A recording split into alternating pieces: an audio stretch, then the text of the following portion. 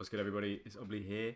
Today I'm bringing you a Mythic PLEXUS kill, and I wanted to just walk you through what I'm doing when I'm killing the boss, what cooldowns I'm using when, why I'm choosing specific things. I've gone for Deathbringer over Rider for this. Now, the reason behind this is just Rider, I had like one good burst. I think we pulled the boss like 5 times, and in all 5 of those times, I think I played Rider 3 pulls, and after the 3rd pull, I was like, this is trash. I'm going back to Deathbringer. Went to Deathbringer, and I was doing very well for the majority of the fight. Also, I really like Deathbringer because it has burst, and even the 45-second burst, if it just so lines up with the shield at the same time as the 45-second burst as Deathbringer, you really don't mind. You do a lot of valuable damage, whereas with Rider, you're kind of hoping and banking on that 1.5 min. But without further ado, let's go. I'll leave the talent build that I ran for this in the description. So setting up here, I just want to try and execute the rotation, the correct rotation, which is the starting off with a ERW, straight into spending it, and then trinket, and then do my burst macro once I have enough runic power, and then I'm just spamming ERW to get to 5 stacks before Reaper's Mark goes off, so I can get that 20% buff. Then I'm focusing on spending the exterminates with Killing Machine as soon as possible, just to make sure that they are also buffed. Now, when Bone Grinder finishes, I want to restack it quickly. Now, looking at this, got the wall here. I'm just going to go angled kind of to the side, just so that I don't go too far away from the boss and I can still keep hitting it. I don't want to go too far forward as well and go into that shit. You know what I mean? So my now priority with no cooldowns up, I'm basically just juggling buffs. I'm trying to time Bone Grinder. I'm not too sure if I actually do it properly here, but here's a nice tip. You can Death Advance this, and so you can soak it twice. Death Advance and AMS is quite helpful there. Your guild will thank you. So sadly, I managed to time Bone Grinder correctly. So I not only did I get the 20% buff for Reaper's Mark, but also for the Exterminate. So because of that, we're doing pretty well. Sadly, I have to grip the ads, so I can't just go straight to the boss. I can't just keep myself on the boss with Death Advance. I have to actually grip some shit, and I hate gripping it. Nah, that's a lie. I love gripping it. Okay, with those ads, there's nothing you can really do because you're definitely not really going to be popping any cooldowns here, but you're going to have a big burst for this shield, which is super good. Now, the key with PLEXUS Sentinel is that you need to pop your cooldowns on cooldown. You cannot be waiting around. You have to get your cooldowns line up perfectly, where at the end of the second phase, you can get a full burst out if you manage to do it on time. Otherwise, you're only going to get like half or maybe like the first half. Not even that. But big burst, big deeps for topping. Loving it. I'm running one on use trinket with Stone Idol, and then I'm Soleil's here. Just got a pacemaker at the vault, so get up. I'm going to be using that from now on. But we're executing those burst phases correctly, and therefore our DPS is really good. We're getting those 20% frost damage buff from Bone Grinder 5 stacking consistently, especially in our burst. Now I'm going to get another one here. I'm going to proc that first before I spend Rhyme, because I want that Rhyme to be empowered by the frost damage. Why wouldn't I?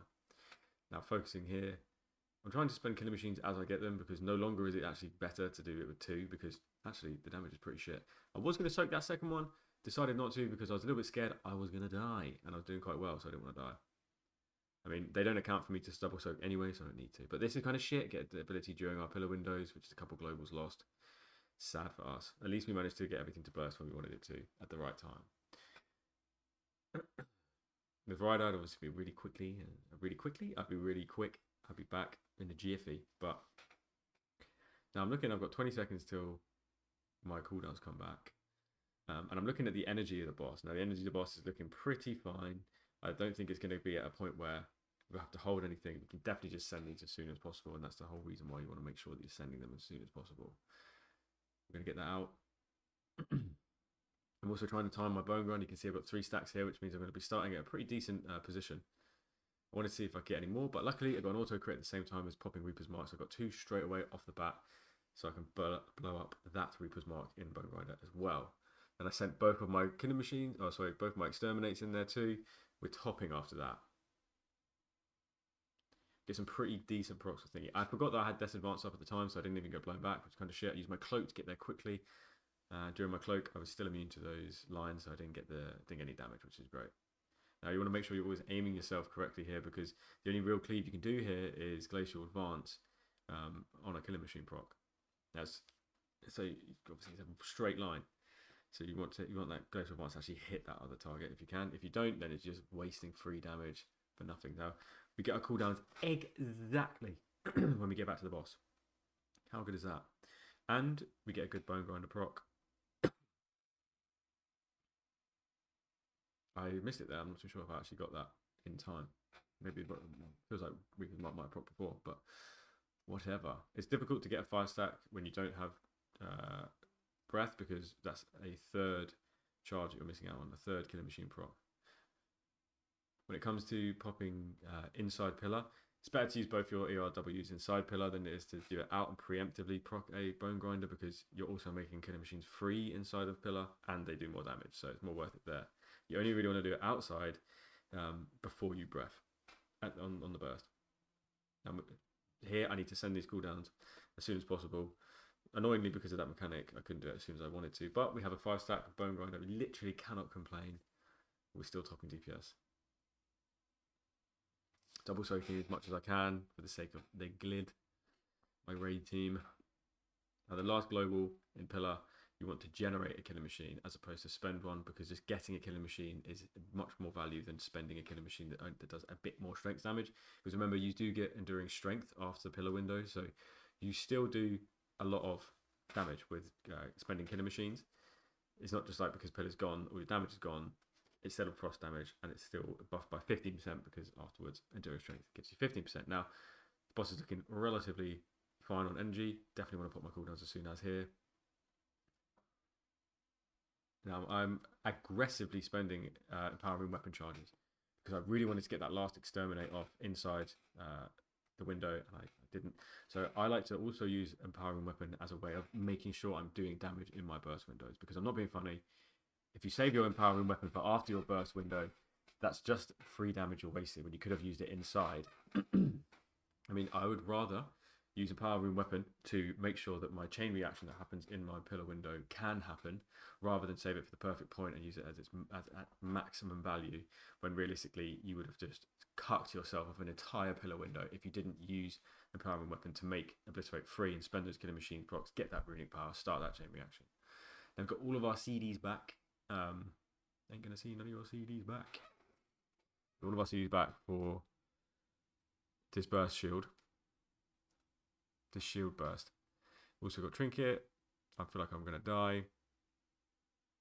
That one mistake I did make there is I did cast empowering weapon when I probably didn't need to, but we still nevertheless procced our bone grinder at the right time. And we got everything off inside it too. Now, at this point, the fucking mages are starting to catch up, and this is really shit because I don't want them to. I want to try and make sure that last global I get something off, and somehow that frost strike didn't go off or give me a killer machine proc. I don't really know. That's kind of weird. Lag, maybe? I don't know. I used that my last empowering weapon charge to proc my bone grinder.